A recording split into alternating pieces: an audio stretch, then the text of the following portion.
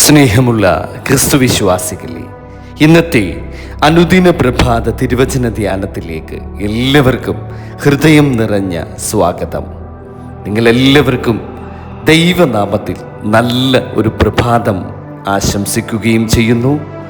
ഇന്നത്തെ ദൈവവചനം നമ്മെ പഠിപ്പിക്കുന്നത് ദൈവം നീതിയുടെ ദൈവമാണെന്നും മനുഷ്യ ജീവിതത്തിന് വലിയ വിലയുണ്ടെന്നുമാണ്. നമ്മുടെ ഓരോ പ്രവൃത്തിയും, നമ്മുടെ ഓരോ വാക്കുകളും, നമ്മുടെ ഓരോ തീരുമാനവും ദൈവസന്നിധിയിൽ ഉത്തരവാദിത്വമുള്ളതാണെന്ന് ഈ തിരുവചനം നമ്മെ ഓർമ്മിപ്പിക്കുന്നു. ഇന്ന് നമുക്ക് ധ്യാനിക്കുവാനുള്ള തിരുവചന ഭാഗം പുറപ്പാട് പുസ്തകം 21 അധ്യായം 20 മുതൽ 25 വരെയുള്ള തിരുവചനങ്ങളാണ്. ഈ വചനങ്ങൾ കേൾക്കുമ്പോൾ ദൈവം നമ്മുടെ ഹൃദയങ്ങളിൽ സംസാരിക്കുമാറാകട്ടെ. ഒരുത്തൻ തൻ്റെ ദാസനെയോ ദാസിയെയോ തൽക്ഷണം മരിച്ചു പോകത്തക്കവണ്ണം വടികൊണ്ടടിച്ചാൽ അവനെ നിശ്ചയമായി ശിക്ഷിക്കണം. എങ്കിലും അവൻ 1-2 ദിവസം ജീവിച്ചിരുന്നാൽ അവനെ ശിക്ഷിക്കരുത്. അവൻ അവൻ്റെ മുതലല്ലോ. മനുഷ്യർ തമ്മിൽ ശണ്ട കൂടിയിട്ട് ഗർഭിണിയായ ഒരു സ്ത്രീയെ അടിച്ചതിനാൽ ഗർഭം അലസിയതല്ലാതെ അവൾക്ക് മറ്റൊരു ദോഷവും വന്നില്ലെങ്കിൽ അടിച്ചവൻ ആ സ്ത്രീയുടെ ഭർത്താവ് ചുമത്തുന്ന പിഴ കൊടുക്കണം. ന്യായാധിപന്മാർ വിധിക്കും പോലെ അവൻ കൊടുക്കണം. മറ്റു ദോഷം വന്നിട്ടുണ്ടെങ്കിൽ ജീവന് പകരം ജീവൻ കൊടുക്കണം. കണ്ണിനു പകരം കണ്ണ്, പല്ലിനു പകരം പല്ല്, കൈക്കു പകരം കൈ, കാലിനു പകരം കാൽ, പൊള്ളലിനു പകരം പൊള്ളൽ, മുറിവിനു പകരം മുറിവ്, തിണർപ്പിനു പകരം തിണർപ്പ്. ആമീൻ, ഹല്ലേലൂയ. പ്രിയ ദൈവമക്കളെ, ഈ പുറപ്പാട് പുസ്തകം 21 അധ്യായത്തിലെ 20 മുതൽ 25 വരെയുള്ള വചനങ്ങൾ ആദ്യം നാം വായിക്കുമ്പോൾ, നാം കേൾക്കുമ്പോൾ കടുപ്പമുള്ള ചില നിയമങ്ങൾ പോലെ ഒരുപക്ഷെ നമുക്ക് തോന്നിയേക്കാം. എന്നാൽ ഇതിൻ്റെ ഉള്ളിലുള്ള സന്ദേശം വളരെ ആഴമുള്ളതാണ്. ദൈവം ഇവിടെ മനുഷ്യ ജീവിതത്തിൻ്റെ വിശുദ്ധിയെക്കുറിച്ചാണ് സംസാരിക്കുന്നത്.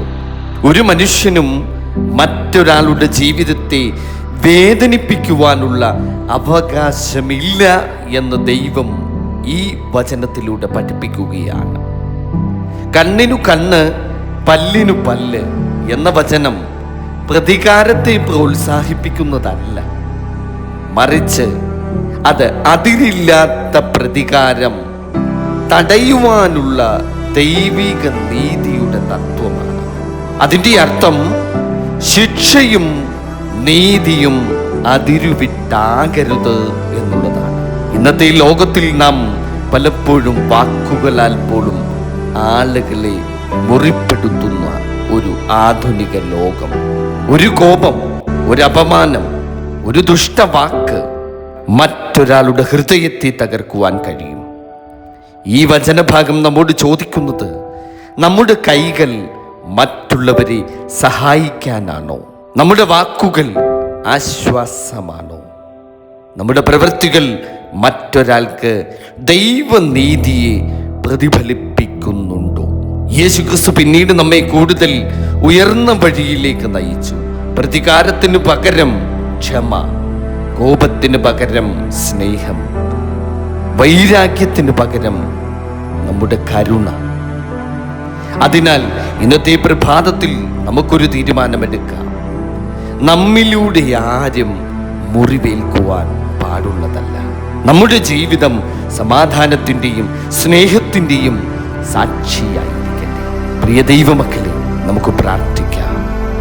കരുണാനിധിയായ സ്വർഗസ്ഥ പിതാവാം ദൈവമേ, ഇന്നത്തെ പ്രഭാതത്തിൽ ഞങ്ങൾ അങ്ങയുടെ സന്നിധിയിൽ നന്ദിയോടെ വന്നു നിൽക്കുകയാണ്.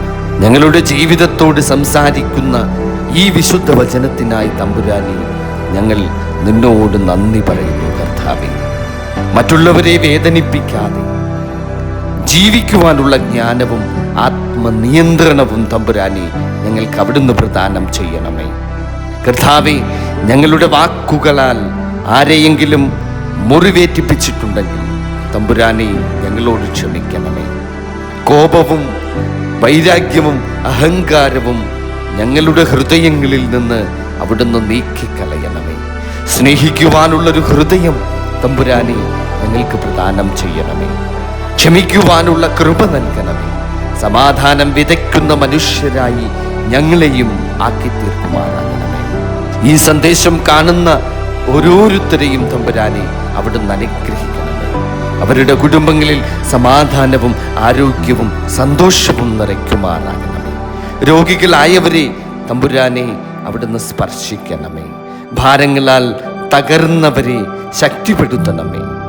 പ്രതീക്ഷ നഷ്ടപ്പെട്ടവർക്ക് പുതിയ ഒരു പ്രത്യാശ നൽകണമേ. ഞങ്ങളുടെ ഇന്നത്തെ ദിനം മുഴുവനും തമ്പുരാനെ അങ്ങയുടെ കരങ്ങളിലേക്ക് ഞങ്ങൾ സമർപ്പിക്കുന്നു. യേശു ക്രിസ്തുവിൻ്റെ നാമത്തിൽ പ്രാർത്ഥിക്കുന്നു. കൃപയോടെ കേൾക്കണം പിതാവേ. ആമേൻ.